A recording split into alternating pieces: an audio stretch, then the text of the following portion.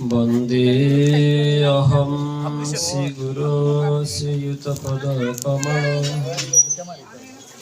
श्रीगुरुन् वैष्णवांश श्रीरूपं साग्रजातं सहगनो रघुनाथान्वितं तं सजीवम् सद्वैतं सवधूतपरिजनसहितं कृष्ण चैतन्य देवं श्रीराधा कृष्ण पादान सहगन ललिता श्री विशाखान्वितां अज्ञानतिमिरान्धस्य ज्ञानाञ्जनशलाकया चक्षुरुन्मीलितं येन तस्मै श्रीगुरवे नमो नमः। नित्यानन्द नमस्तुभ्यं प्रेमानन्द प्रदायिने कलमशनाशाय जानवापतये नमो नमः। आनन्द लीलामय विग्रहाय हेमावदिव्यच्छविसुन्दराय तस्मै मा प्रेमरसपदाय श्रीचैतन्य चन्द्राय नमो नमः। श्री अद्वैतं नमस्तुभ्यं कलिजना कृपानिधे गौर प्रेम प्रदानाय श्री सीतापतये नमो नमः। गदाधरमहं वन्दे माधवाचार्यनन्दनं राधाभावस्वरूपं चैतन्यभिन्नरूपिणं शिवाश पण्डितं नमि गौरांग प्रिय पार्षद यस्य कृपालभेनापि गौरांग जयते रतिः। नवीनं हेम गौरांगीं प्रवरेन्दे वरं वरं वृषभानुसुतं वन्दे वृंदावन विलासिनीं तुलसी काननं यत्र यत्र पद्मवनानि च पुराण पाठनं यत्र तत्र सन्निहितहृदि। श्रीरूपसी सनातन भट्टरघुनाथ श्रीजीव गोपाल भट्ट दास এই ছয় গোসার করি চরণ বন্দন যাহা হইতে বিঘ্ন সবিষ্ট এই ছয় গোসাই যারে করুণা করিবে অগ ব্রজ রাধা কৃষ্ণ সেবা অবশ্য পাইবে। এই ছয় গোসাইদার মই তার দাস তাসবার পদরিনু মোর পঞ্চ বাঞ্ছা কল্পতরুভ্যর্ষং কৃপা সিন্ধুভ্যৈব চ পতিতানাং পাবনেভ্যো বৈষ্ণবেভ্যো নমো নমঃ। জয় গৌর নিত্যানন্দ জয় দ্বৈত চন্দ্র গদাধর শ্রীবাসদি গৌরভক্তবৃন্দ জয় শ্রীকৃষ্ণ চৈতন্য প্রভু নিত্যানন্দ হরে কৃষ্ণ হরে রাম শ্রী রাধে গোবিন্দ হরে কৃষ্ণ কৃষ্ণ কৃষ্ণ হরে হরে হরে রাম হরে রাম রাম রাম হরে হরে জয়তাং সুরতু পঙ্গুর্মম মন্দমতির গতি মতে সর্বস্ব পদম ভোজু রাধা মদন দিব্যদ বৃন্দারণ্য কল্পদ্রুমাদ শ্রীমদ রত্নগার সিংহাসনস্থ শ্রীমদ রাধশীল গোবিন্দ দেব পৃষ্ঠলি বিশেপমাল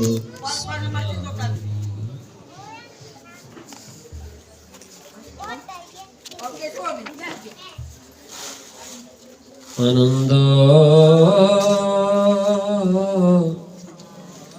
চিন্ময় রস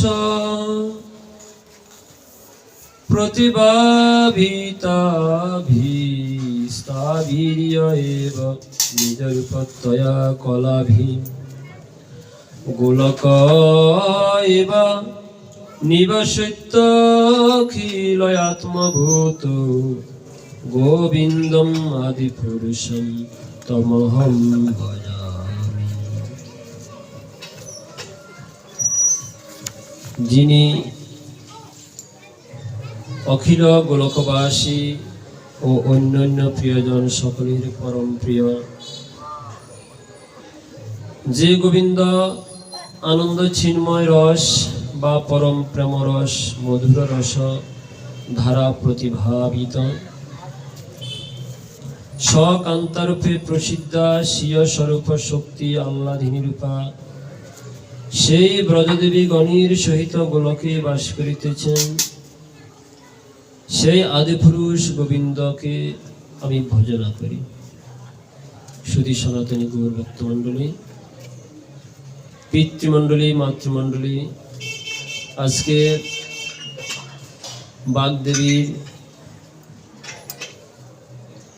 যে বিশেষ অর্চনা বন্দনা,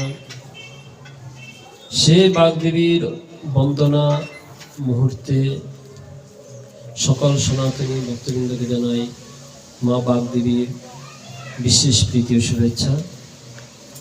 পরম দয়াল পতিত পাবন শ্রী গুরুদেবের বিশেষ কৃপা এবং অনুকম্পা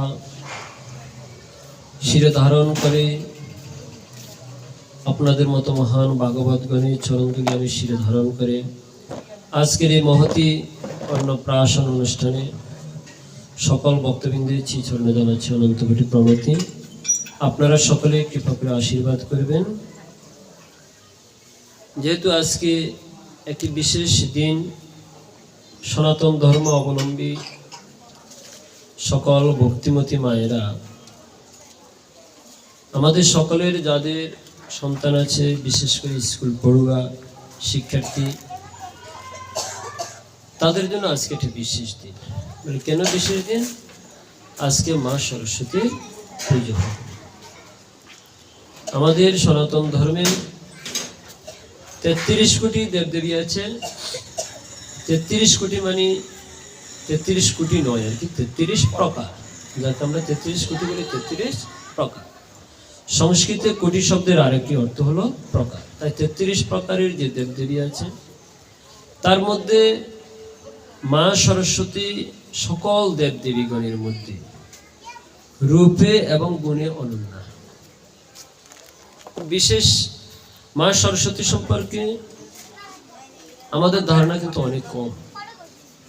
আমরা শুধুমাত্র পুজোটা করি মাত্র, কিন্তু মা সরস্বতীর আবির্ভাব কোথা থেকে, তিনি কিভাবে আবির্ভূত হলেন, কি জন্যই বা আবির্ভূত হলেন, এবং আবির্ভূত হয়ে তিনি জগৎবাসীর জন্য কি কল্যাণ সাধন করলেন, এই বিষয়ে আসলে আমরা তত্ত্ব থেকেও চিন্তাও কখনো করি না। আমরা শুধুমাত্র মাঘ মাসের শুক্লপক্ষের পঞ্চমী তিথিতে যখনই মায়ের পুজোর একটি তিথি আসে তখনই আমরা মাকে সাজিয়ে খুব সুন্দরভাবে সকল দ্রব্য দিয়ে যতটুকু পারি পুরোহিত মশাইকে সামনে বসিয়ে আমরা শুধুমাত্র পুষ্পাঞ্জলিটা দিয়ে থাকি, তাই তো? এর বেশি কিছু কি আমরা করি? কিন্তু আদৌ এ পর্যন্ত যে মা সরস্বতী পূজার যে পুজোটা হয়, এই যে পুষ্পাঞ্জলি মন্ত্র এবং প্রণাম মন্ত্র ব্যতীত আর অন্য কোনো কিছু সম্পর্কে আমরা আসলে জানার চেষ্টা করি? কখনো আমরা করি না। কেন করি না? না করার পিছনে কারণটা হচ্ছে মূলত আসলে আমাদের জানার আগ্রহটাও নেই আর জানার সময়টাও নেই। মায়ের পুজো কিভাবে করতে হবে এই বিষয়ে আমাদের আসলে আদৌ ভালো জানা নেই।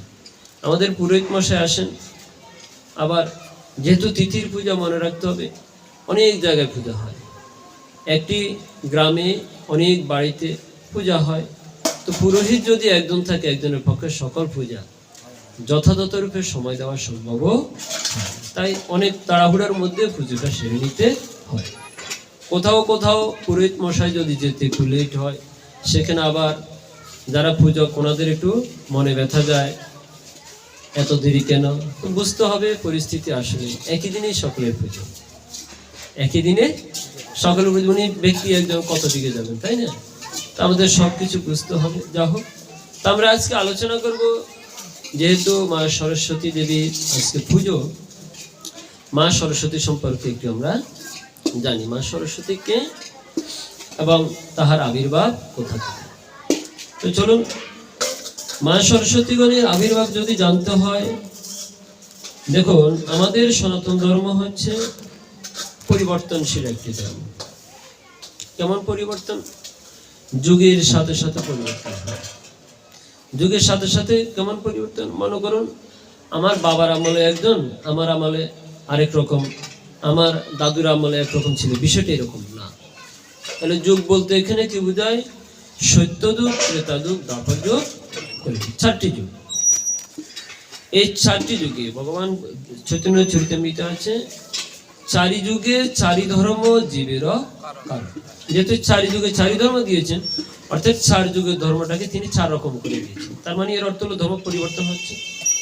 সত্য যুগের মানুষটা যেভাবে ধর্ম পালন করছে, ত্রেতা যুগে এসে তার কিছু পরিবর্তন হয়ে গিয়েছে। দ্বাপর যুগে আরো পরিবর্তন, কলিযুগে আরো পরিবর্তন। তো আমাদের সনাতন ধর্মটা হচ্ছে একটি পরিবর্তনশীল ধর্ম, এবং শুধু পরিবর্তনশীল ধর্ম নয়, এটা একটি বৈচিত্র্যময় ধর্ম, অদ্ভুত একটি ধর্ম। পৃথিবীতে এমন ধর্ম আর দ্বিতীয়টি নেই, সেটাও আমরা কিঞ্চিত আলোচনা করব। তো তার আগে আমরা মা সরস্বতী দেবীর আবির্ভাব কোথা থেকে, যদি সেটা জানতে হয় তাহলে আমাদেরকে একদম সৃষ্টির প্রারম্ভে যেতে হবে। সৃষ্টির প্রারম্ভে যদি আমরা না যাই, তাহলে মা সরস্বতীর আবির্ভাব আমরা সঠিকভাবে জানব না। তো চলুন আমরা সৃষ্টির প্রারম্ভে একলা শ্রীকৃষ্ণ ছিলেন, আর কেউ ছিলেন না। কোন সৃষ্টি? এই পৃথিবী সৃষ্টি না, এই পৃথিবী সৃষ্টি, এই বিশ্ব ব্রহ্মাণ্ড সৃষ্টির পরিমাণ। যদি বিশ্ব ব্রহ্মাণ্ড সৃষ্টি না হয়, তাহলে তো পৃথিবীও সৃষ্টি হবে না। তাহলে পৃথিবী সৃষ্টি না, একটু সূক্ষ্ম মস্তিষ্ক দিয়ে একটু বোঝার চেষ্টা করুন। পৃথিবী সৃষ্টি নয়, বিশ্ব ব্রহ্মাণ্ড সৃষ্টির পূর্বে যখন একলা কৃষ্ণ তিনি নিত্য বৃন্দাবনে অধিষ্ঠিত ছিলেন, গোলক ধামে অধিষ্ঠিত ছিলেন, তখন তিনি একাই ছিলেন। তিনি ভাবিলেন আমি আনন্দ প্রকাশ করব, একটু আনন্দ প্রকাশ করব, আবার আনন্দটাকে একটু বিস্তারিত করব। তখন তিনি কি করলেন? তাহার থেকে শ্রীমতী রাধারানীর সৃষ্টি করলেন। শ্রীমতী রাধারানীর সৃষ্টি করলেন তাহার থেকে, তাহার বাম দিক থেকে। তাই রাধারানীকে বলা হয় বামাঙ্গী, অর্থাৎ ভগবানের বাম দিক থেকে, বাম অঙ্গ থেকে তিনি রাধারানীর সৃষ্টি করলেন। যখনই সৃষ্টি করলেন, তখন সৃষ্টির প্রারম্ভে একলা ঈশ্বর কৃষ্ণ ছিলেন, তারপর হলো শ্রীমতী রাধারানী। তাহলে আমরা বুঝলাম একদম সহজ। যখন ভগবান শ্রীকৃষ্ণ তাহার থেকে রাধারানী সৃষ্টি করলেন, তখন তিনি কি করলেন? নিত্য বিহার শুরু করলেন। বিহার মানে এখানে কর্ম, কাজ, খেলা। তিনি শ্রীমতী রাধারানীকে নিয়ে নৃত্য করছেন, আনন্দ বিলাস করছেন। ভাবলেন এই যে আমি আনন্দটা করছি, এই আনন্দটা তো শুধুমাত্র এখানে থাকলে হবে না, আমি আনন্দটাকে আর একটু বর্ধিত করব। ওই যে আমরা গাই নন্দরি দিয়া আনন্দ জয় রাধা দামোদর দয়া কর হে, তার কাজই হচ্ছে শুধুমাত্র আনন্দ বর্ধন। তিনি শুধুমাত্র আনন্দই প্রকাশ করেন, আনন্দ ব্যতীত কাউকে আর কখনো দুঃখ কষ্ট দেন না। জানেন সকলের একটা স্বভাব আছে, দেখবেন এক এক ব্যক্তির এক একটা স্বভাব আছে না, জানিতে এক একজন ব্যক্তির এক একটা স্বভাব। প্রত্যেকের স্বভাব কি একই রকম হয়? হয় না। স্বভাব একই রকম হলো তার মধ্যে কিছু না কিছু তুলনামূলক পার্থক্য। তো ভগবানেরও একটা স্বভাব আছে, স্বভাবটা কি? তার স্বভাবটা হচ্ছে শুধুমাত্র আনন্দ প্রদান করা। তিনি কখনো কাউকে দুঃখ কষ্ট দেন না। তাহলে জগতের মানুষ আমরা এত দুঃখ কষ্ট কার থেকে পাচ্ছি? না, এটা আমাদের কর্মজনিত ফল। ভগবান কখনো কাউকে দুঃখ দেন না, তিনি সর্বদা আনন্দই দেন। তাই তাহার থেকে সৃষ্টি হলো রাধারানী, যিনি আল্লাহ যিনি শক্তি। আল্লাহ যিনি শক্তি মানে সর্বদা আনন্দ প্রদানকারী শক্তি। তাহলে দেখুন ভগবান শ্রীকৃষ্ণ থেকে যে রাধারানী সৃষ্টি হলো, সে রাধারানী কিসের প্রকাশ? আনন্দের প্রকাশ। তাহলে দেখুন তো ভগবান থেকে কি দুঃখ কষ্ট প্রকাশিত হয়েছে না, তার থেকে আনন্দই প্রকাশিত হচ্ছে। রাধারানী হচ্ছে আনন্দের মূর্তি, ভক্তির প্রতিমূর্তি, ভক্তির প্রেমদাতা শিরোমণি। তাহলে সেই শ্রীমতী রাধারানী যদি আনন্দের, সেই কৃষ্ণের প্রকাশ, আনন্দের প্রতিমূর্তি হন, কৃষ্ণ থেকে কখনো দুঃখ প্রকাশিত হতে পারে, এটাই শাস্ত্রীয় সিদ্ধান্ত। তো এখন তিনি যখন শ্রীমতী রাধারানীকে নিয়ে বিহার করছেন, এই বিহারকে বলা হয় কর্ম। বিহারকে কি বলা হয়? কর্ম। তিনি যখন এই বিহারের ইচ্ছা করলেন, সে বিহারকে বলা হয় স্বভাব। এর মনে রাখতে হবে, তিনি যখন বিহারের ইচ্ছা করলেন, সে বিহারকে বলা হবে স্বভাব। বিহারের ইচ্ছা মানে এখানে আনন্দ প্রকাশ করবেন, সেটা হচ্ছে স্বভাব। তিনি যখন বিহার করলেন, সেই বিহারকে বলা হয় কর্ম। আর বিহার করার জন্য যে সময়টা নিয়েছেন, সে সময়টাকে বলা হয় কাল।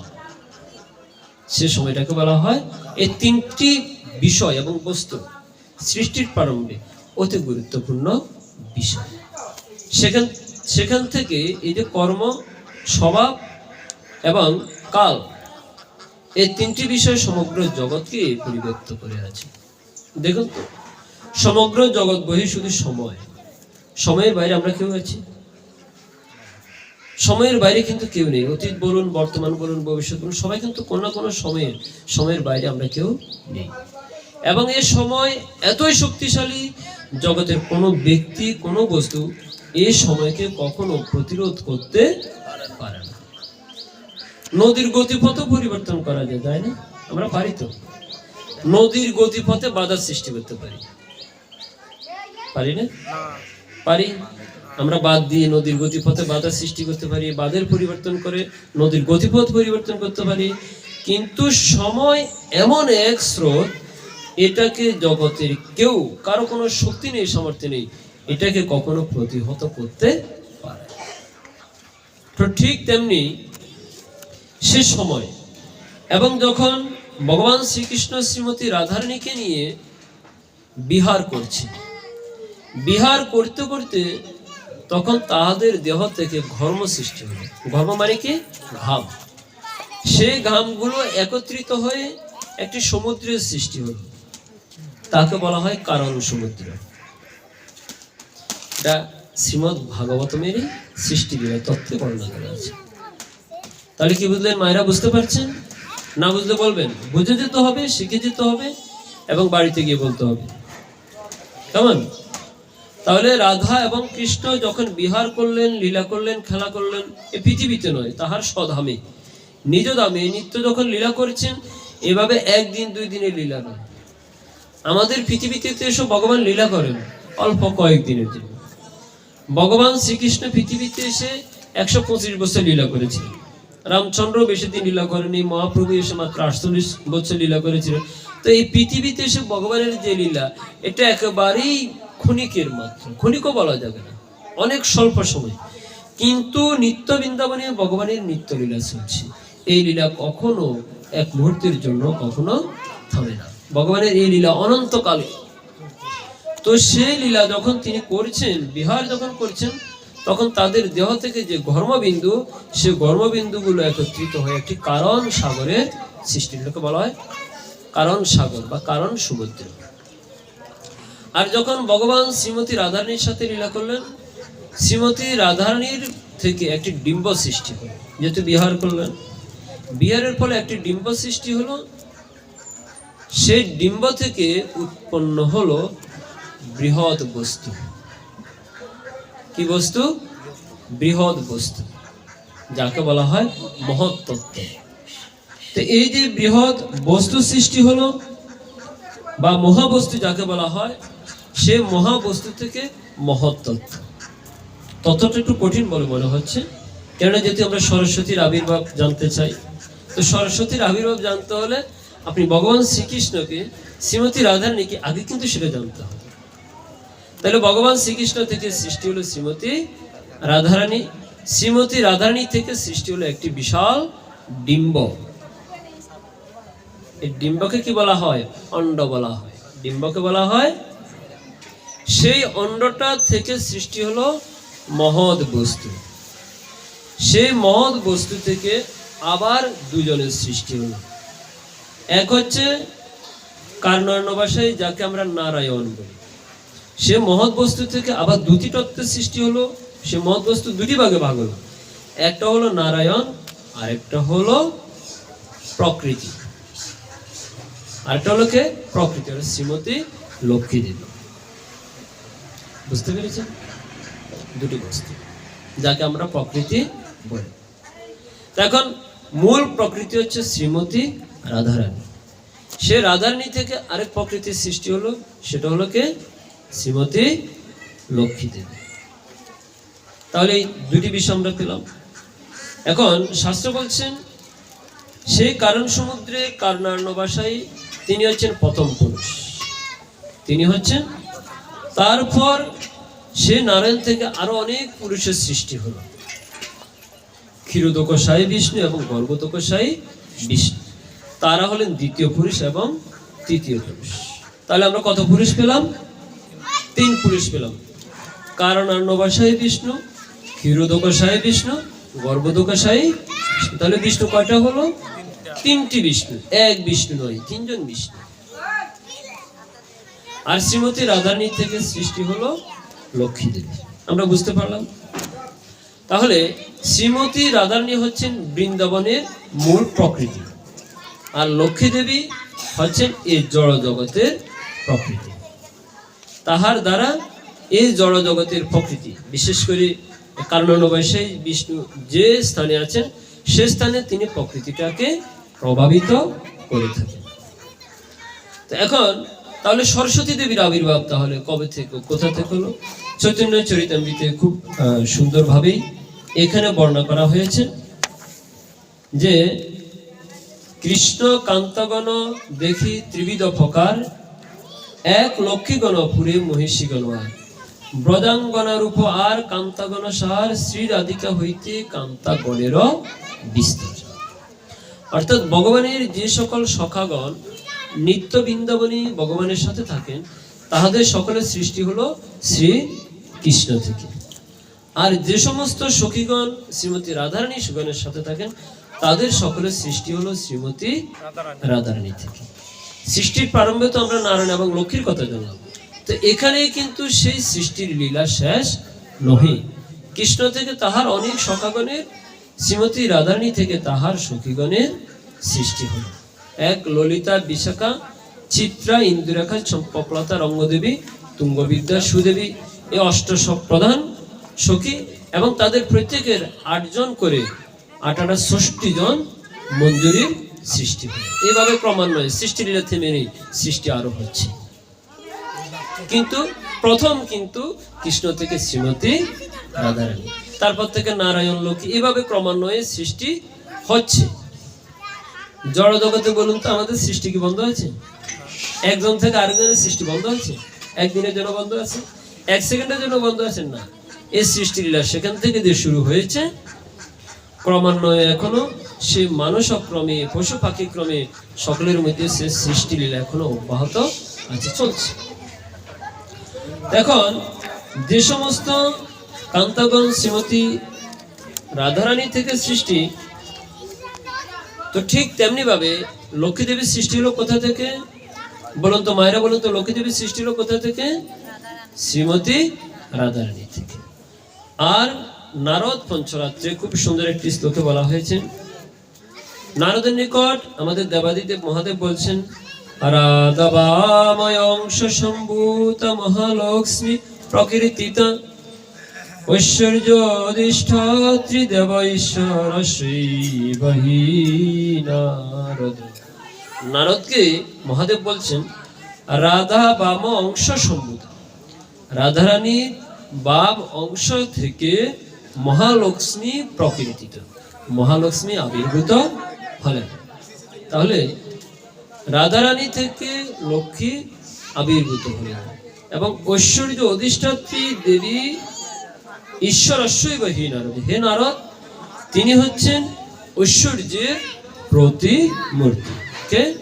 অর্থাৎ মহালক্ষ্মী হচ্ছে ঐশ্বর্যের প্রতিমূর্তি। তাহলে রাধারানী কিসের প্রতিমূর্তি? রাধারানী হচ্ছেন প্রেমের প্রতিমূর্তি, মাধুর্যের প্রতিমূর্তি। এখন প্রশ্ন হচ্ছে, তাহলে মাধুর্য থেকে কিন্তু ঐশ্বর্যের সৃষ্টি, ঐশ্বর্য থেকে কখনো মাধুর্য সৃষ্টি হতে পারে না। এটা কিন্তু একটা তত্ত্ব।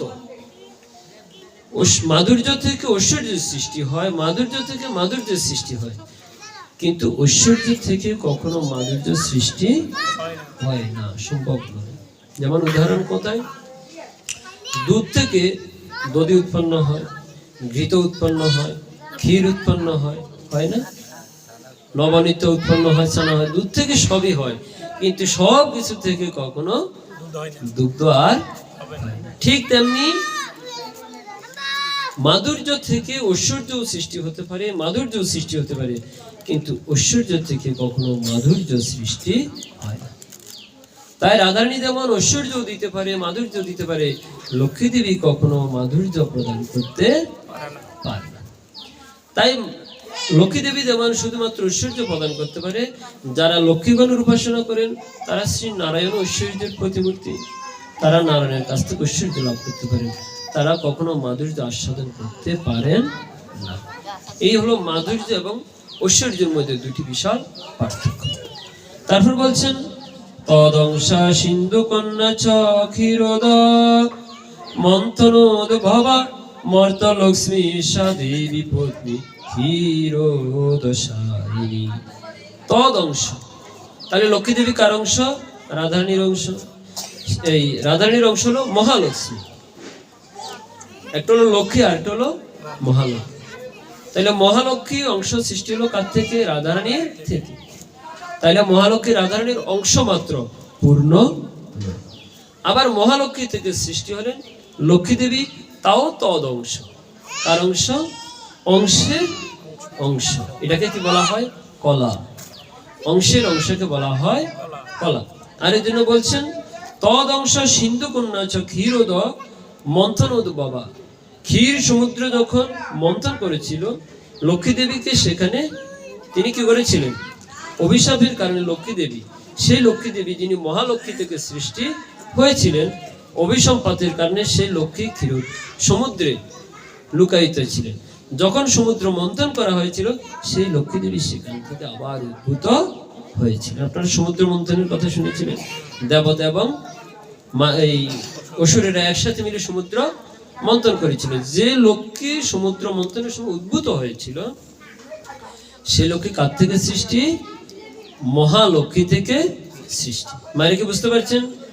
আপনারা ঘরে সকলে লক্ষ্মী পূজা করেন না? সেই লক্ষ্মী কোথা থেকে সৃষ্টি? মহালক্ষ্মী থেকে সৃষ্টি। তারপর বলছেন তিনি হচ্ছেন মর্তের লক্ষ্মী, তিনি ক্ষীরোদশায়ী, যে বিষ্ণু তাহার সেবা করে থাকেন। তদংশা স্বর্গ লক্ষ্মী শক্রাদিনাং গৃহে গৃহে। তারপর স্বর্গের যে লক্ষ্মী, সেই লক্ষ্মী কিন্তু এই পৃথিবীতে সকল মানবগণ সেবা করে থাকেন। তাহলে দেখুন লক্ষ্মী কতজন? নারায়ণ যেহেতু তিনজন, লক্ষ্মীও তিনজন। এক নারায়ণের এক লক্ষ্মী সেবা করে। আমরা তো শুধুমাত্র ক্ষীরোদশায়ী যে নারায়ণ, তিনি হয়তো এই যে আমরা বলি অনন্ত নাগের উপর শায়িত আছেন লক্ষ্মী দেবী, সর্বদা তাহার চরণ বন্দনা করছেন। আর ভাগবতে বলছেন, ভাগবতে নারদ পঞ্চরাত্রে বলা হয়েছে নারায়ণ তিনজন এবং লক্ষ্মীও তিনজন। যিনি প্রথম অংশ সম্ভূতা কার্ণবসায়ী নারায়ণ, তাহার থেকে তাহার যে লক্ষ্মী তিনি হলেন রাধারানীর অংশ সম্ভূতা মহালক্ষ্মী। আবার সেই নারায়ণ থেকে যে বিষ্ণু সৃষ্টি হলো, নারায়ণের সৃষ্টি হলো, তিনি হলেন ক্ষীরোদকশায়ী নারায়ণ। সে নারায়ণের যে লক্ষ্মী তিনি সৃষ্টি হলেন মহালক্ষ্মী থেকে লক্ষ্মী। আবার সেই ক্ষীরোদকশায়ী নারায়ণ থেকে যে বিষ্ণু সৃষ্টি হলো গর্ভোদকশায়ী নারায়ণ, তাহার যে লক্ষ্মী তিনি হলেন স্বর্গলক্ষ্মী। তিনি হলেন স্বর্গলক্ষ্মী, তিনি লক্ষ্মী থেকে সৃষ্টি। তাহলে তিন নারায়ণ তিন লক্ষ্মী। যাই হোক, তারপর বলছেন তদ অংশা স্বর্গলক্ষ্মী শক্রাদিনাং গৃহে গৃহে স্বয়ং লক্ষ্মী সরস্বতী ভারতী স্বয়ং দেবী মহালক্ষ্মী পত্নী বৈকুণ্ঠ সায়ী। স্বয়ং তিনি দেবী মহালক্ষ্মী, তিনি বৈকুণ্ঠ সায়ী অর্থাৎ কার্ণবসায়ী নারায়ণ। আর সাবিত্রী ব্রহ্মণ পত্নী ব্রহ্মলোকে নিরাময়ে সরস্বতী দ্বিধা ভূতা পূর্ব সাজ্ঞয়া হরে। এই খুব গুরুত্বপূর্ণ বিষয় হলো এটি।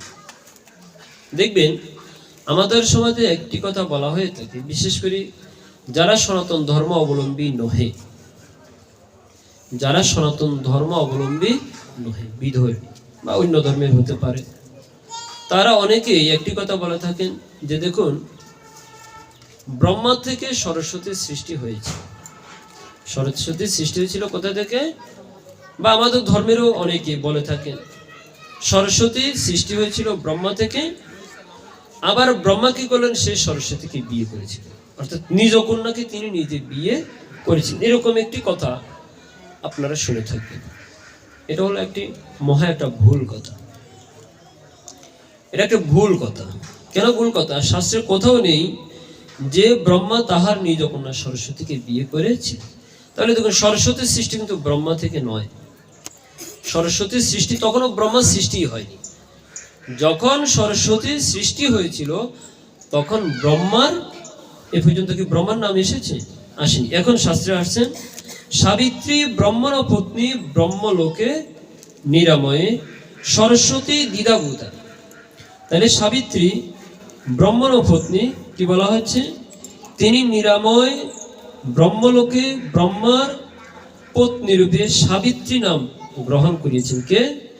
স্বয়ং মহালক্ষ্মী বৈকুণ্ঠেশ্বরের পত্নী। আবার বুঝুন, স্বয়ং মহালক্ষ্মী, যিনি স্বয়ং মহালক্ষ্মী, ওই যে রাধারানী থেকে আবির্ভূত যে মহালক্ষ্মী, মহালক্ষ্মী লক্ষ্মী স্বর্গলক্ষ্মী। আমরা তিনটি লক্ষ্মী পেলাম না? মহালক্ষ্মী, লক্ষ্মী এবং স্বর্গলক্ষ্মী। তার মধ্যে যিনি মহালক্ষ্মী প্রথম রাধারানী থেকে সৃষ্টি হলেন, তিনি কি করেছিলেন? তিনি নিরাময় ব্রহ্মলোকে ব্রহ্মার পত্নী রূপে সাবিত্রী নাম গ্রহণ করিয়াছিলেন। বুঝতে পেরেছেন? ব্রহ্মলোকে সাবিত্রী নামে তিনি কি করেছিলেন? ব্রহ্মার পত্নীত্ব গ্রহণ করেছিলেন। তাহলে ব্রহ্মার পত্নীর নাম কি? সাবিত্রী। গঙ্গা, গীতা, সাবিত্রী, সীতা বলি না আমরা? সত্যপতিব্রতা, ব্রহ্মা বলি ব্রহ্মবিদ্যা ত্রিসন্ধ্যা মুক্তি গেহিনী, অর্ধমাত্রা সিদানন্দা ভবগ্নি ভ্রান্তিনাশিনী, বেদত্রয়ী পরানন্দা তত্ত্বার্থ জ্ঞানমঞ্জরি। গীতার নাম না এগুলো? তার মধ্যে একটি নাম হচ্ছে সাবিত্রী। গীতার আরেকটি নাম সাবিত্রী হলো কেন? কেন সাবিত্রী ছিলেন সতী, যাহা বিষ্ণু অংশ সম্ভূতা, বিষ্ণু বামাঙ্গী। তিনি যেমন সতী, লক্ষ্মী যেমন সতী, সাবিত্রীও তেমন সতী। তাই গীতার আরেক নাম হলো সাবিত্রী। তো ঠিক এখানে বলা হচ্ছে স্বয়ং মহালক্ষ্মী বৈকুণ্ঠেশ্বরের পত্নী, তিনি নিরাময় ব্রহ্মলোকে। পরে যখন ব্রহ্মাশ্রী আবির্ভাব হলো, সে ব্রহ্মার পত্নী রূপে তিনি মহালক্ষ্মী থেকে সাবিত্রী রূপে আবির্ভূত হয়ে ব্রহ্মার স্ত্রী রূপে তিনি ব্রহ্মার সেবা করেছিলেন। এই হলো বিষয়। তখন বলা হচ্ছে যে এই মহালক্ষ্মী বৈকুণ্ঠেশ্বরের পত্নী তিনি কি করেছিলেন? তিনি স্বয়ং রূপে পরাদেবী, স্বয়ং রাসেশ্বরী রাধা অধিষ্ঠাত্রী শ্রীরাধা পূর্ণতমা রূপা দেবী রূপে বৃন্দাবনে বিরাজিত। তারপর কি হলো? ভারতী ব্রহ্মা, ব্রহ্মারও পত্নী বিষ্ণু, পত্নী সরস্বতী। তারপর বলা হচ্ছে সেই সাবিত্রী অর্থাৎ ব্রাহ্মণ পত্নী, তিনি ভারতী ব্রহ্মণ পত্নী বিষ্ণুপতি সরস্বতী। সেই সরস্বতী অর্থাৎ সাবিত্রী ব্রাহ্মণ পত্নী, তিনি ব্রহ্মলোকে নিরাময় ছিলেন, কিন্তু তিনি পরবর্তীতে কি করেছেন? দ্বিধা ভাগে বিভক্ত হয়েছিলেন, দুটি ভাগে বিভক্ত হয়েছিলেন। এখানে খুব সুন্দরভাবে বলা হয়েছে যে ক্ষীরোদ সমুদ্র মন্থনে উদ্ভূতা সিন্ধুকোনা মর্তলোকে যিনি ক্ষীরোদশায়ীর পত্নী, তিনি মহালক্ষ্মীর অংশভূতা। ইন্দ্রাদি দেবগণের গৃহে গিয়ে যিনি স্বর্গলক্ষ্মী নামে পরিচিত, তিনি উপেন্দ্রাদির কান্তাশক্তি, তিনি মর্তলক্ষ্মীর অংশভূতা। স্বয়ং মহালক্ষ্মী বৈকুণ্ঠেশ্বরের পত্নী, তিনি নিরাময় ব্রহ্মলোকে ব্রহ্মার পত্নী রূপে সাবিত্রী নাম গ্রহণ করিয়াছিলেন। পুরাকালে আদিকালে হরির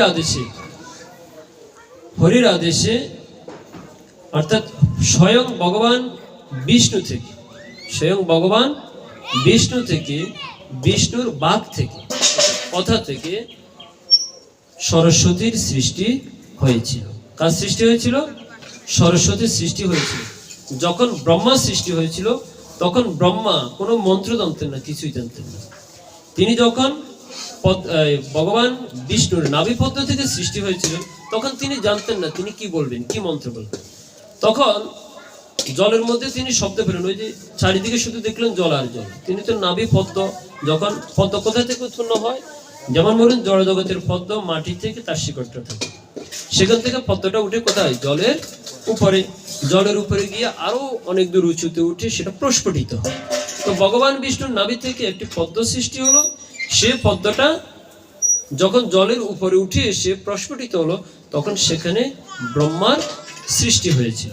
আর যখন ব্রহ্মার সৃষ্টি হয়েছিল তখন তিনি সৃষ্টির পর দেখলেন চারিদিকে শুধু জল আর কিছুই। ভগবান বিষ্ণু তো সে জলের মধ্যে শায়িত, তাকে তো দেখাই যাচ্ছে না, তিনি তো অনেক বৃহৎ বস্তু। তখন ব্রহ্মা কোনো দিকেই দিক পেলেন না। তিনি ভাবলেন যেহেতু এই পদ্মের উপর আমি অবস্থিত, তাহলে পদ্মটার অবশ্যই একটা মূল থাকবে, আমি সে মূলে গিয়ে সন্ধান করি মূলে কি আছে। তখন তিনি সে জলের মধ্যে ডুব দিলেন সে পদ্মের মূলটাকে জানার জন্য। যখনই তিনি সে জলের মধ্যে ডুবলেন, একেবারে জলের গভীরে যেতে যেতে যতই গভীরে যান দেখেন সে গভীরতার কোনো শেষ নেই। অবশেষে তিনি হাঁপিয়ে উঠলেন, হাঁপিয়ে উঠে তিনি আবার পদ্মের উপর উঠে এসে বসলেন। তাহার পক্ষে সম্ভব নয় এ পদ্মের মূল অন্বেষণ করে খুঁজে বের করা। তাই তিনি ভাবলেন না, আমার শক্তি দিয়ে কোনো কাজ হবে না। তাই তিনি কি করলেন? তিনি ভাবছেন কি করা যায়, চিন্তা করছেন কি করবো আমি, আমার সৃষ্টি বা কোথা থেকে হলো। যখন তিনি এরকম চিন্তা করছেন, কারণ একটি কথা আছে, ইচ্ছা থাকলে কি হয়? তিনি ইচ্ছা করছেন আমার উপায়টা কি, আমি কি করব। তখন জলের মধ্যে একটি শব্দ তরঙ্গ সৃষ্টি হলো, তপ তপ তপ, তুমি তপস্যা করো। এখন ব্রহ্মা বলছেন আমি তো তপস্যা করবো। কি বলে তপস্যা করবো? তপস্যা করতে হলো তো মন্ত্রের প্রয়োজন, আমি কোথা থেকে মন্ত্র পাবো? তখন ভগবান শ্রী বিষ্ণু ব্রহ্মার মনের ভাব বুঝতে পারলেন। তাই তিনি কি করলেন? তাহার মুখ থেকে বাগ দেবীর সৃষ্টি করলেন, অর্থাৎ সরস্বতী দেবীর মন্ত্রের সৃষ্টি করলেন। সেই মন্ত্রের প্রতিমূর্তি হলেন দেবী সরস্বতী। যখন তিনি মন্ত্রের প্রতিমূর্তি সৃষ্টি করলেন সেই দেবী সরস্বতী, সেই দেবী সরস্বতী কি করলেন? তখন ব্রহ্মার মুখে এসে তিনি অবস্থান করলেন। যখন অবস্থান করলেন তখন ব্রহ্মা মন্ত্র শক্তি পেলেন। এর আগে তিনি মন্ত্র সম্পর্কে কোনো অভিজ্ঞতা জানতেন না। যখন তাহার বদনে এসে দেবী সরস্বতী আড়ষ্ট হলেন তখন ব্রহ্মা নিরন্তর মন্ত্র বলে ভগবান বিষ্ণুকে তপস্যা করতে লাগলেন। তাহলে দেখুন, আমরা বলি ব্রহ্মার মুখ থেকে সরস্বতীর সৃষ্টি, না, তাহার মুখে তো ছিল, কিন্তু তার আগে কোথা থেকে সৃষ্টি হয়? ভগবান বিষ্ণু থেকে। সে ভগবান বিষ্ণু থেকে উদ্ভূত। দেখবেন এই জন্য কোনো শাস্ত্রে লেখা আছে তিনি ভগবান বিষ্ণুর মুখ থেকে সৃষ্টি। আবার ব্রহ্ম ব্যবহৃত পুরাণে আপনারা দেখবেন সেখানে বলা আছে তিনি ব্রহ্মার মুখ থেকে, কোথাও বলা আছে বিষ্ণুর মুখ থেকে সৃষ্টি, কোথাও বলা আছে ব্রহ্মার মুখ থেকে সৃষ্টি না। কোনোটাই ভুল নয়, দুটোই সত্য। কেমন সত্য? দেখুন, এটাকে বলা হয় অন্ধের হাতি দেখা।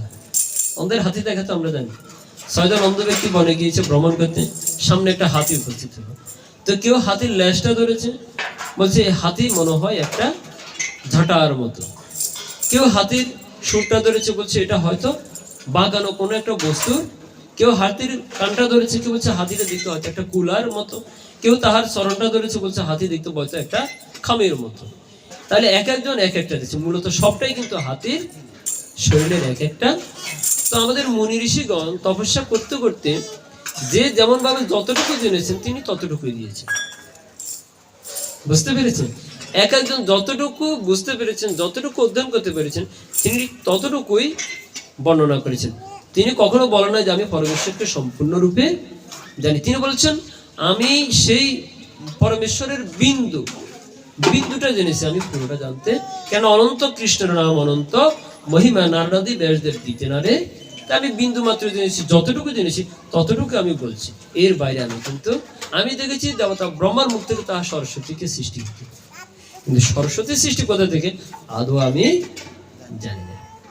কিন্তু মহর্ষি কৃষ্ণদেব বেদব্যাস তিনি বলেছেন যে হ্যাঁ, সরস্বতীর সৃষ্টি ব্রহ্মার মুখ থেকে হয়েছে বটে, কিন্তু তাহারও পূর্বে সৃষ্টি হয়েছেন তিনি ভগবান বিষ্ণুর বদন থেকে। কেননা সরস্বতীর মুখে যদি তিনি না যান, কণ্ঠে যদি তিনি না যান, ব্রহ্মা তো কখনো ভগবানের নাম কি সেটাও জানবে না। তাই সরস্বতী হলো কিসের সৃষ্টি?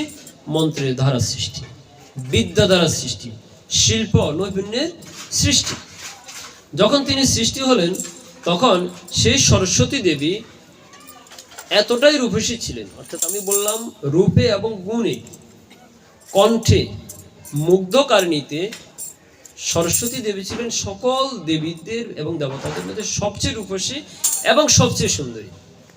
আমরা বিশ্ব সুন্দরী বলি না, এটা বিশ্ব সুন্দরী নেই, সমগ্র জগতের সুন্দরী। কোনটা? শুধুমাত্র বৈকুণ্ঠেশ্বরী বৃন্দাবনেশ্বরী শ্রীমতী রাধারানীর পরে, রাধারানী সে অপূর্ব আর কেউ নেই। কিন্তু তারপরে যদি দেবদেবীদের হিসাব করি, দেবদেবীদের মধ্যে সবচেয়ে সুন্দরী হচ্ছেন দেবী সরস্বতী। দেখুন, শুভ্র বসনা, দেবী সরস্বতী হলেন শুভ্র বসনা। তাহার যে বাহক সেটা হচ্ছে রাজহংস, তাও শুভ্র। রাজহংসের গায়ের বর্ণটা কি? শুভ্র। এবং সরস্বতী দেবী যে পদ্মের উপর অধিষ্ঠিত, সে পদ্মটাও শুভ্র বর্ণ, সাদা বর্ণের। তিনি শুভ্রতার প্রতীক এবং সাত্বিক দেবী। দেবী সরস্বতী হলেন সাত্বিক দেবী, যেহেতু সাদা শুদ্ধতার প্রতীক, সত্যের প্রতীক। এবং দেবী সরস্বতী তাহার হাতে যে বীণা, সে বীণাটা হচ্ছে কি? জ্ঞানের প্রতীক। সেই জ্ঞানটা হচ্ছে কি? সাত্বিক জ্ঞানের প্রতীক। এখন দেবী সরস্বতী এই যে উদ্ভূত হলেন, যখন ব্রহ্মা দেবী সরস্বতীকে দেখলেন তখন তার মধ্যেও মোহ সৃষ্টি হয়ে গেল। অত্যন্ত সুন্দরী তো, যখন তার মধ্যে মোহ সৃষ্টি হয়ে গেল, এটা সৃষ্টির অনেক পরে, যখন তো তিনি ভগবানকে দর্শন করলেন, তারপরের অনেক কাহিনী। যখন তিনি দেবী সরস্বতীকে চোখ খুলে দেখলেন দেবী সরস্বতী তাহার সম্মুখে প্রতীয়মান, তখন তিনি তাহাকে দেখে মোহিত হয়ে গেলেন। এখন প্রশ্ন হতে পারে, দেবতারাও কি মোহিত হয়? হয়তো দেবতারাও মোহিত হয়, তাদের মধ্যেও কামনা বাসনা আছে। কেননা এই কামনা বাসনা দেবতাদের মধ্যেও আছে, কেননা দেবতাদের সৃষ্টিও সত্য রজ তমগুণ দ্বারা। তাই তিনি যখন দেবী সরস্বতীকে দেখে মোহিত হলেন, তিনি সরস্বতীকে পাওয়ার জন্য, তার কাম বাসনা চরিতার্থ করার জন্য সরস্বতীর পিছু পিছু দাবিত হতে লাগলেন। অদ্ভুত বিষয়। এখন ব্রহ্মার যে সকল মানস পুত্রগুণ ছিলেন, সপ্তঋষি, চারিমনু, যে মরিষি, অত্রি, অঙ্গিরা, পুলস্ত, পুলহকৃতি, এরকম যে সপ্তঋষি, হ্যাঁ, এবং আরো ব্রহ্মার অনেক অনেক সন্তান ছিলেন, সকলেই তাহাদের পিতার এই হীন কর্ম থেকে তারা সকলে পিতাকে নিন্দা করতে লাগলেন। পিতা, আপনি পিতা হয়ে আপনি সরস্বতী দেবীর প্রতি এভাবে কামার্ত হলেন, এটা তো সত্যি একটু লজ্জার বিষয়। স্বাভাবিক, পিতাকে তো তারা অন্য কিছু বলতে পারছে না, শুধুমাত্র পিতার হীন কর্মের জন্য তারা কি করতে পারেন? সমালোচনা করতে পারেন। কেন? জ্ঞানী ব্যক্তির কোনো কিছুর প্রয়োজন নেই, জ্ঞানী ব্যক্তিকে মারতে হয় না, কটু কথা বলতে হয় না, শুধুমাত্র তার ভুলের জন্য একটু সমালোচনা করুন, সে এমনিতেই শুনতে যাবে। আর মূর্খ ব্যক্তিকে যত উপদেশই দিন, প্রকোপায়ন অশান্ত হয়, সে শান্ত হবে না, সে আরো খেপে যাবে। তাই মূর্খ ব্যক্তি জ্ঞানী ব্যক্তির মধ্যে একটু পার্থক্য আছে। তাই যখন তাহার পুত্রগণ ব্রহ্মার এভাবে সমালোচনা করতে লাগলেন, তখন ব্রহ্মা কিছুক্ষণ পর ভাবলেন, সত্যি তো, আমি তো মহামূর্খের কাজ করতে লাগলাম। যে সরস্বতী আমার মুখ থেকে সৃষ্টি হলো, যে সরস্বতীর কৃপায় আমি স্বয়ং ভগবান বিষ্ণুকে জানতে পারলাম, সেই সরস্বতীর প্রতি আমি মোহিত হলাম, এটা তো সত্যি নিন্দনীয় এবং লজ্জার বিষয়। তখন তিনি তাহার ভুল বুঝতে পেরে তিনি স্থিমিত হয়ে গিয়েছিলেন। আচ্ছা, এখন বলুন তো, দেবী সরস্বতী কি ব্রহ্মার কন্যা? সত্যি করে বলুন, দেবী সরস্বতী কি ব্রহ্মার কন্যা? দেবী সরস্বতী ব্রহ্মার কন্যা নহেন, তাহার সৃষ্টি হলো স্বয়ং ভগবান বিষ্ণু থেকে। আচ্ছা, যখন ভগবান বিষ্ণু থেকে সেই সরস্বতীর সৃষ্টি হলেন, সেই সরস্বতী ব্রহ্মার মুখে এসে তিনি স্থির হলেন। সেই সরস্বতী আবার দুটি ভাগে বিভক্ত হয়েছিলেন। শাস্ত্র বলছে, সরস্বতী দ্বিধাভূতা হুরৈব সাগ্বয়া হলে। সে সরস্বতী দুটি ভাগে বিভক্ত হলেন, দ্বিধাভূতা, সে সরস্বতী দুভাগে বিভক্ত হলেন। তার মধ্যে একটি হলো সরস্বতী আর একটি হলো ভারতী। আমরা গাই না, মন্ত্রের মধ্যে বলি না, ভগবতী ভারতী বলি কিনা? আপনারা পুষ্পাঞ্জলি মন্ত্র পড়েন নাই? ভগবতী ভারতী দেবী নমস্তে বলে কিনা? ভারতীকে এই সরস্বতীর আরেকটি রূপ, সরস্বতীর আরেকটি রূপ। এটা আমরা সরস্বতী পুষ্পাঞ্জলি মন্ত্র সবাই দিয়েছেন তো। আজকে মন্ত্রটা কি ছিল? হ্যাঁ,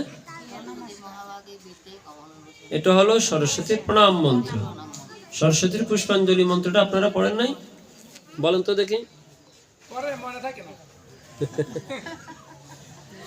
মনে থাকে না তো? সরস্বতী পুষ্পাঞ্জলি মন্ত্রের মধ্যে আপনারা এটা পেয়েছেন যে কুচযুগ শোভিত মুক্তা হার বিনা রঞ্জিত পুস্তক, মানে তাহার এই মন্ত্রের মধ্যে সব দেওয়া আছে। দেবী সরস্বতীর সব বর্ণনা কিন্তু এই তাহার প্রণাম মন্ত্র, পুষ্পাঞ্জলি মন্ত্র যারা বলেছেন যে পুরোহিত মশাই পড়িয়েছে, এটার মধ্যে কিন্তু দেবী সরস্বতীর বর্ণনা দেওয়া আছে যে তিনি বিনা কি রঞ্জিত পুস্তক হস্তে কুচযুগ শোভিত মুক্তাহার। দেবী সরস্বতীর মধ্যে কি কি আছে? তিনি কি কি ধারণ করেন? তিনি কুচযুগ শোভিত। কুচযুগ মানে হচ্ছে সুন্দর বক্ষ বিশিষ্ট, সুন্দর বক্ষে বা সুন্দর স্তনদ্বয়ের উপর দিয়ে তিনি মুক্তাহারে মুক্তার মালা পরিধান করেছেন। কুচযুগ শব্দের অর্থ হলো তাহার বক্ষ। কুচযুগ শব্দের অর্থ হলো তাহার বক্ষ। কুচ শব্দের অর্থ হলো স্তনকে বোঝায়, আর যুগ শব্দের অর্থ হলো যুগ্ম। তাহলে এ হচ্ছে তাহার বক্ষ, যাহা বক্ষে অধিষ্ঠিত থাকে। কুচযুগ শোভিত মুক্তা হারে, তিনি মুক্তা পরিধান করেন। ভগবতী বিনা রঞ্জিত পুস্তক হস্তে, তাহার হাতে বিনা থাকে এবং পুস্তক হস্তে। তিনি সর্বদা যে বইকে ধারণ করেন সে বই হচ্ছে জ্ঞানের প্রতীক, এবং যে বীণা দিয়েছিলেন সেটা জ্ঞান এবং সঙ্গীত অর্থাৎ শিল্পকলার প্রতীক, শিল্পকলার প্রতীক। এবং তিনি যে রাজহংসের উপর তিনি যে অধিষ্ঠিত থাকেন, সে রাজহংস হচ্ছে বুদ্ধির প্রতীক। বুঝতে পেরেছেন? কিসের বুদ্ধির প্রতীক?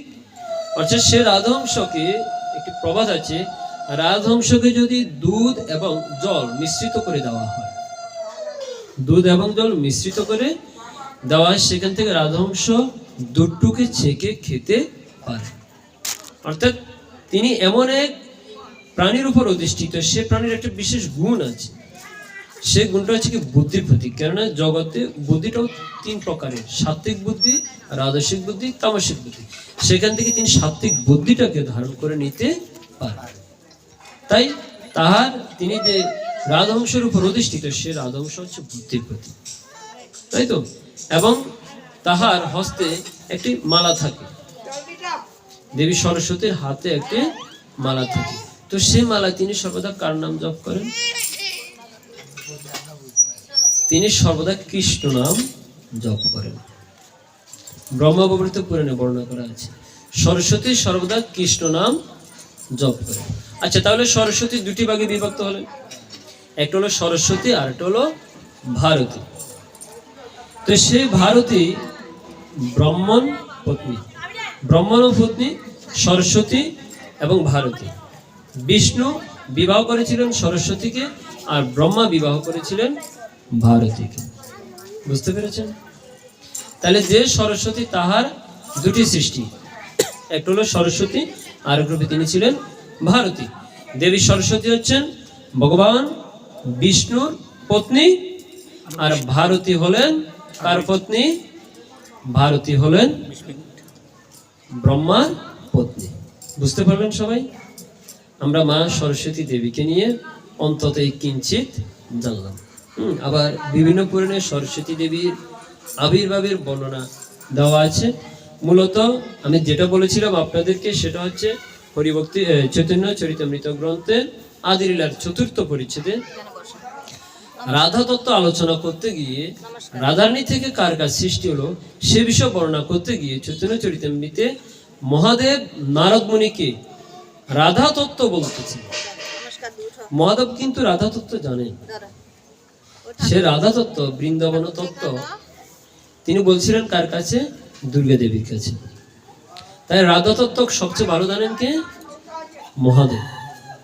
তাই তো তিনি ভাগবতের কথা সর্বপ্রথম দেবী দুর্গাকে বলতেছিলেন, আর সেখানে সুখ পাখি সে ভাগবত কথা শ্রবণ করেছিল। সেই সুখ পাখি সেখান থেকে মহাদেব ত্রিশূল দ্বারা তাড়িত হয়ে তিনি প্রান্তে করে একটি অগ্নিকুণ্ডে প্রান্তে করে সেই প্রাণটা প্রবেশ করেছিল ব্যাসদেবের মাতার গর্ভে, অর্থাৎ ব্যাসদেবের মাতার গর্ভে তিনি প্রকাশিত, ব্যাসদেবের স্ত্রীর গর্ভে প্রকাশিত হয়েছিলেন। সেই ব্যাসদেবের পত্নী থেকে কার সৃষ্টি হলো? সুখদেবের সৃষ্টি হয়েছিল। সেই সুখদেব থেকে, সুখ পাখি থেকে সুখদেব। তাহলে সে ভাগবতের কথা সর্বপ্রথম প্রকাশ করেছিলেন দেবাদিদেব মহাদেব।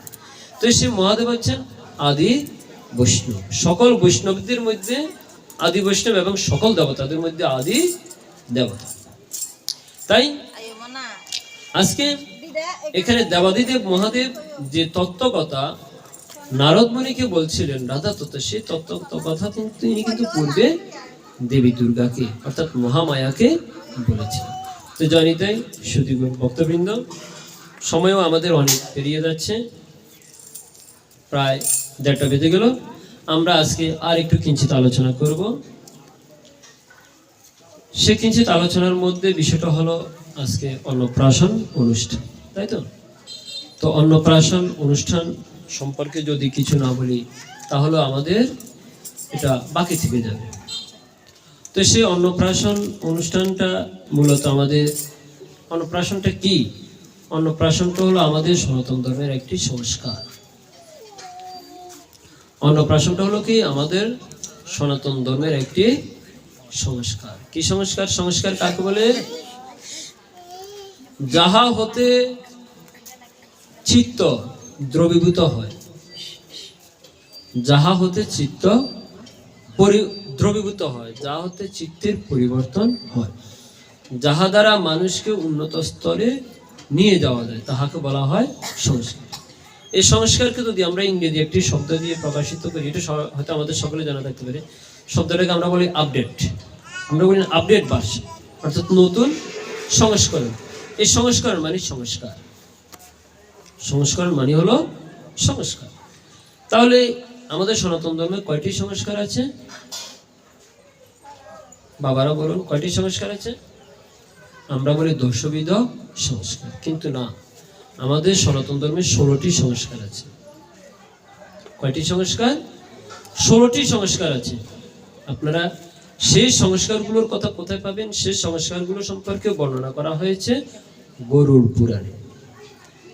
ভগবান বিষ্ণু গরুড়কে সংস্কার সম্পর্কে বলছিলেন। কোন জায়গায়? গরুড় পুরাণে শ্রাদ্ধ তত্ত্ব নিয়ে আলোচনা করা আছে।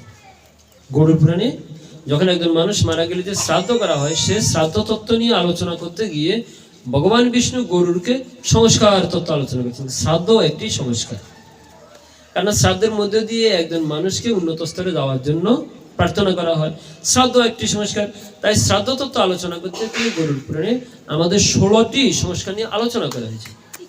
কিন্তু এই 16টি সংস্কারের মধ্যে আমাদের বর্তমান সমাজে 10টি সংস্কার, যাকে বলা হয় দশবিধ সংস্কার, 10টি সংস্কার সম্পর্কে আমরা জানি। তো সেগুলো কি কি? গর্ভাধান, পুংসবন, সীমন্তোন্নয়ন, জাতকর্ম, নামকরণ, অন্নপ্রাশন, চূড়াকরণ, সমাবর্তন, উপনয়ন, বিবাহ। এই 10টি সংস্কার আমাদের সম্মুখে আমরা বেশি জানি। তার মধ্যে কিছু কিছু সংস্কার হারিয়ে গেছে, যেমন গর্ভাধান, পুংসবন, সীমন্তোন্নয়ন, জাতকর্ম। এই প্রথম 4টি সংস্কার একেবারেই করা হয় না, এই সম্পর্কে আমাদের অভিজ্ঞতাই নেই। অথচ এই সংস্কারগুলো প্রত্যেক শিশুর জন্য অবশ্যই করা বাধ্যতামূলক। জানেন, একটি শিশুকে শিশুকাল থেকে যদি ক্রমান্বয়ে শিক্ষাদান না করা হয়, আপনি হঠাৎ করে তাকে ক্লাস 8-এ ভর্তি করে দিতে পারবেন? বলুন তো, পারবেন কি? একেবারে ধরে নিয়ে একেবারে ক্লাস 9-এ ভর্তি, তার বয়স তো 15 হলো, আমি একদম 9-এ গিয়ে ভর্তি করে দিই, এর আগে কোনো শিক্ষা দিলেন না, পারবেন? সে পারবে কিছু? পারবে না। ঠিক তেমনি সংস্কারগুলো শুরু থেকে আস্তে আস্তে ক্রমান্বয়ে হয়। তাহলে সর্বপ্রথম সংস্কারটা হচ্ছে কি? গর্ভাধান। গর্ভাধান কখন করতে হয়? যখন বিবাহের পর প্রথম নর এবং নারী একত্রিত হবে, তারা পুত্র সন্তান লাভের জন্য একত্রিত হবে, তখন থেকে তাদের গর্ভাধান শুরু। বুঝতে পেরেছেন? তখন থেকে কি গর্ভাধান শুরু। আবার বলা হয়, মায়েরা যখন বিবাহের পরে, মায়েরা যখন প্রথম রজস্বলা হন, রজস্বলা তাহার 4 দিন অতিক্রান্ত হয়ে গেলে, প্রথম 4 দিন অতিক্রান্ত হয়ে গেলে 16 দিনের মধ্যে যে কোনো একদিনে এই গর্ভাধান করা যায়। 4 দিনের পর থেকে, মনে রাখবেন, এটা গরুর পুরাণে বর্ণনা করা আছে। 4 দিন অতিক্রান্ত হয়ে গেলে, 4 দিনের মধ্যে নয়, 4 দিন অতিক্রান্ত হয়ে গেলে 5ম দিন থেকে 16 দিনের মধ্যে যে কোনো একদিনে গর্ভাধান করা যায়। এখন এই গর্ভাধান তাহলে কিভাবে করবে? এটা একটি সংস্কার। আমাদের যে সকল 16টি সংস্কার আছে, প্রত্যেকটি সংস্কার করার পূর্বে অবশ্যই নান্দিমুখ শ্রাদ্ধ করতে হয়। বুঝতে পারছেন? সংস্কারগুলো আমাদের হচ্ছে না, দিতে আমরা জানি না। নান্দিমুখ শ্রাদ্ধ করতে হয়, নান্দিমুখ শ্রাদ্ধ করে তারপর যজ্ঞ করে এই গর্ভাধানটি করতে হয়। যজ্ঞ না করলেও চলে, কিন্তু নান্দিমুখ শ্রাদ্ধ বাধ্যতামূলক। নান্দিমুখ শ্রাদ্ধ মানে কি? নান্দিমুখ শ্রাদ্ধ মানে হচ্ছে পিতৃপুরুষগণকে জানানো, তাদেরকে আহ্বান জানানো, তাদেরকে পূজা করা। গর্ভাধান, ঠিক আছে?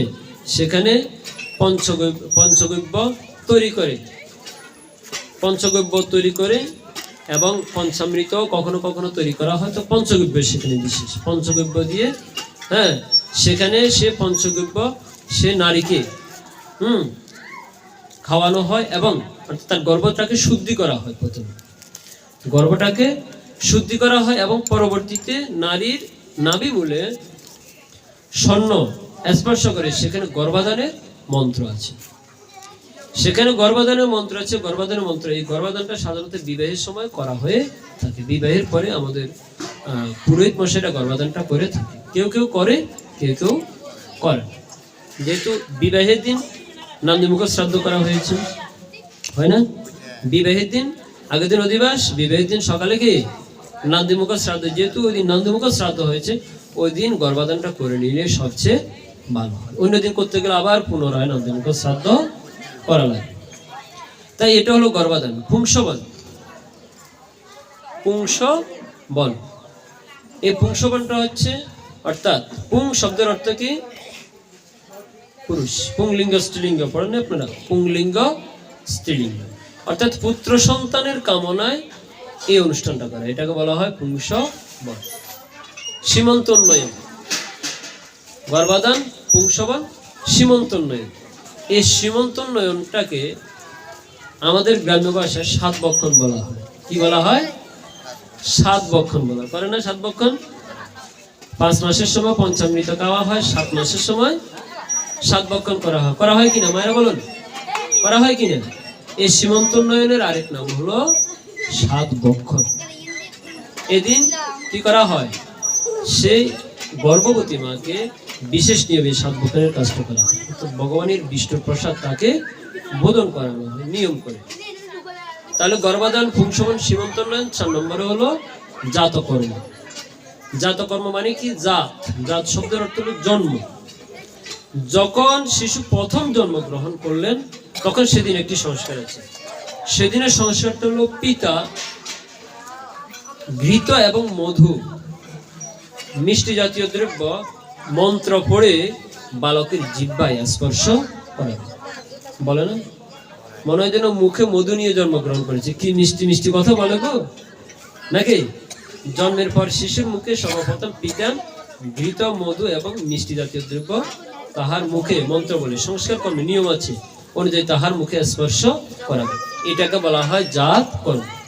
এখন বলুন তো, কোন শিশু জন্মগ্রহণ করলে আমরা মুখে মধু দিই, একটু একটু ঘি দিই? আমরা সংস্কারগুলো হারিয়ে ফেলেছি। তারপর কি হলো? জাতকর্ম, তারপর নামকরণ অনুষ্ঠান। নামকরণ অনুষ্ঠান আমরা কখন করি? নামকরণ আর কি, শিশুর যখন নাম রাখা হয়। কখন নাম রাখা হয়? নাম রাখে আমরা হয়তো কত দিনে, কেউ 7 দিনে, কেউ 8 দিনে, তাও আমরা শাস্ত্র নিয়ম অনুযায়ী যাই।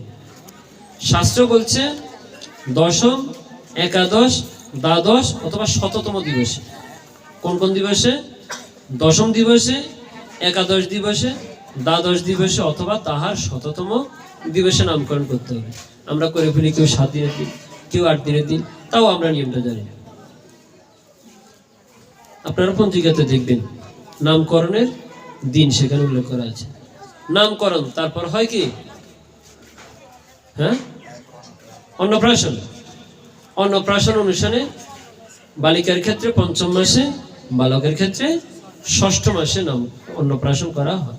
তাও অন্নপ্রাশন অনুষ্ঠানটা আমরা শুধু মুখে একটু প্রসাদ দিয়ে দিই, শেষ। আসলে পুরো সংস্কার কর্ম পুরোটা এখানে রয়ে গেছে। এখানে নাম দিয়ে মুখ শ্রাদ্ধের কাজ আছে, যজ্ঞের কাজ আছে, তারপর গিয়ে প্রসাদ। আমরা সর্বশেষ প্রসাদটা মুখে একটু দিয়ে দিই, সংক্ষিপ্ত আকারে শেষ। তারপর হলো চূড়াকরণ। শিশু জন্মের পর প্রথম যখন কেশ উৎপন্ন হয় সেই কেশটাকে মুন্ডন করা হবে এবং পিছনে শিখা রাখা হবে। এটাকে বলা হয় চূড়করণ। তারপর কি? চূড়করণের পর এখানে আবার বিদ্যারম্ভ একটা আছে। ওই যে ষোড়শ সংস্কারের মধ্যে তো আমরা বাদিয়ে দিচ্ছি বিদ্যারম্ভ। গুরুগৃহে প্রবেশ। গুরুগৃহে প্রবেশ করার পর ব্রহ্মচর্য পালন। 25 বছর বয়স পর্যন্ত সে গুরুগৃহে থাকবে, সেখানে বেদ অধ্যয়ন করবে, ধর্মশাস্ত্র অধ্যয়ন করবে, সকল প্রকার শিক্ষা অর্জন করবে। তারপর সেখান থেকে গুরুগৃহ থেকে যখন আবার গৃহে ফিরে আসবে আনুষ্ঠানিকভাবে, তখন সেটার নাম হচ্ছে সমাবর্তন। তাহার নাম কি? সমাবর্তন। আর যদি গুরুগৃহে থাকাকালে তার উপনয়ন হয়, উপনয়ন মানে হচ্ছে পৈত দেওয়া, তাকে পুজো দেওয়ার জন্য, ভগবানের সেবা করার জন্য, উন্নীত করার জন্য তাকে যদি বিশেষ সুযোগ দেওয়া হয়, তখন সেক্ষেত্রে কি করা হয়? উপনয়ন করা হয়। কিন্তু আমাদের সমাজ থেকে উপনয়নটাও হারিয়ে গিয়েছে। ভাগবতে বর্ণনা করা হয়েছে ব্রাহ্মণ, ক্ষত্রিয়, বৈশ্য 3 বর্ণের উপনয়ন করা যাবে, শূদ্রের নয়। কোন কোন বর্ণের? ব্রাহ্মণ, ক্ষত্রিয়, বৈশ্য 3 বর্ণের উপনয়ন বিধান আছে। কিন্তু এখন শুধুমাত্র উপনয়ন ব্রাহ্মণরাই করে, আর অন্য কেউ করে না। শাস্ত্র তো আমাদেরকে সুযোগ দিয়েছে, আমরা না করলে দোষটা কার বাবা? তাহলে উপনয়ন করলেন, তারপর গুরুগৃহ থেকে যেদিন ফিরে আসবেন সেদিন অনুষ্ঠান হবে সমাবর্তন। গুরুগৃহ থেকে তিনি যেদিন ফিরে আসবেন এটাকে বলা হয় কি? সমাবর্তন। আমাদের সমাজে দেখবেন বিশ্ববিদ্যালয় থেকে যেদিন তিনি সর্বোচ্চ ডিগ্রি অর্জন করেন সেখানে অনুষ্ঠান করে তাকে পদক দেওয়া হয়, তার মাথায় একটা টুপি দেওয়া হয়, তাকে একটি বেজ দেওয়া হয়, তাকে এই যে তাকে অনুষ্ঠান করে সেখানে কিন্তু নাম দেওয়া হয় সমাবর্তন। স্নাতক ডিগ্রি অর্জন করেছে। স্নাতক, স্নাতক শব্দটি কোথা থেকে এসেছে? আজকে যে আমাদের এই পৃথিবীতে স্নাতক শব্দটা ব্যবহার হচ্ছে, অনার্স যাকে বলি আমরা, সে স্নাতক শব্দটা কোথা থেকে এসেছে? শেষ স্নাতক শব্দটা আমাদের সনাতন ধর্ম থেকে এসেছে। স্নাতক গুরুগৃহে থেকে যেদিন সে পড়াশোনা শেষ করে নিজ পরিবারে ফিরে আসবে সেদিন কি করবে? স্নান করে আসবে। স্নান করে আসবে, নতুন বস্ত্র পরিধান করবে। গুরুদেব তাকে তাহার টোলের সিল সম্পন্ন, তাহার টোলের চিহ্ন সম্পন্ন একটি নতুন করে বস্ত্র দিবে, উত্তরীয় তাহাকে দিবে। তাহলে ওই দিন যে স্নান করে সে প্রথম গুরুগৃহ থেকে নতুন সার্টিফিকেট নিয়ে আসবে, স্নান করে এসেছে বিদে, এটার নাম হলো স্নাতক। অর্থাৎ সে ডিগ্রি অর্জন করেছে। এখান থেকে স্নাতক শব্দের উৎপত্তি। এখান থেকে স্নাতক শব্দের উৎপত্তি, তাহলে তিনি সেদিন সমাবর্তন অনুষ্ঠানের মধ্য দিয়ে আসবেন। আর পরিবারে আসার পর তিনি যদি গৃহস্থ হন তাহলে তিনি বিবাহ করবেন, আর না হলে তিনি যদি মনে করেন তিনি আজীবন ব্রহ্মচর্য পালন করবেন, করতে পারেন। তিনি যদি মনে করেন ব্রহ্মচর্য পরে 25 বছরের পরে তিনি কি বানপ্রস্থে যাবেন বা সন্ন্যাসী যাবেন, যেতে পারেন। কিন্তু মূলত এখানে মূল বিষয়টা হচ্ছে তাহাকে কি করতে হবে, এই সংস্কারগুলো মেনে চলতে হবে। এই যে আমাদের সমগ্র জীবনব্যাপী সংস্কার, আমাদের ছেলেমেয়েরা কয়টি সংস্কার পায়? একটি অথবা দুটি সংস্কার পায়। হয়তো অন্নপ্রাশন, তাও সংস্কার হয় না, শুধু মুখে প্রসাদ দেওয়া হয়। এই সংস্কারটা কিন্তু তাহলে ভালোভাবে হয়নি। আর শুধুমাত্র বিবাহ অনুষ্ঠানটা তাও যোগ্য করে করা হয়, নন্দীমুখ শ্রাদ্ধ হয়, তাও পূর্ণরূপে হয় না। কর্তা এত সময় আর বসে থাকতে পারবে না, যত তাড়াতাড়ি পারেন বিয়েটা শেষ করে দিন, বিয়েটা তাড়াতাড়ি শেষ করেন, কোমরের সমস্যা আছে, 1-1.5 ঘন্টা 2 ঘন্টার মধ্যে বিয়েটা শেষ হয়ে যায়। অথচ একটি বিয়ে সম্পন্ন হতে অন্তত 6 ঘন্টা সময় লাগে, কমপক্ষে 6 ঘন্টার সময় লাগে। কিন্তু সেখানে অনেক মন্ত্র বাদ দিয়ে, অনেক কিছু বাদ দিয়ে, শুধুমাত্র কোনো মতে আগুনটা ধরিয়ে উঠলেই কয়েকটা মন্ত্র বলে অগ্নিতে ঘি দিলে আর 7 পাক ঘুরালে মালা বদল করলেই বিয়েটা শেষ। এই হচ্ছে আমাদের কৃপণতা, আমাদের ধর্মহীনতার ফল।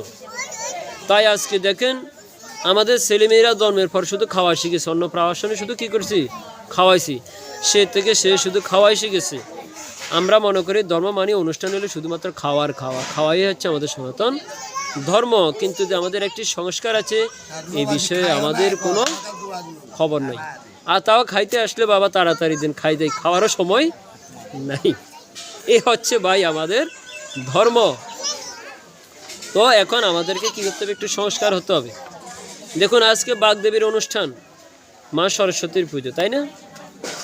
মা সরস্বতীর সৃষ্টি কোথা থেকে? কার থেকে? মায়েরা বলে মা সরস্বতীর সৃষ্টি কোথা থেকে?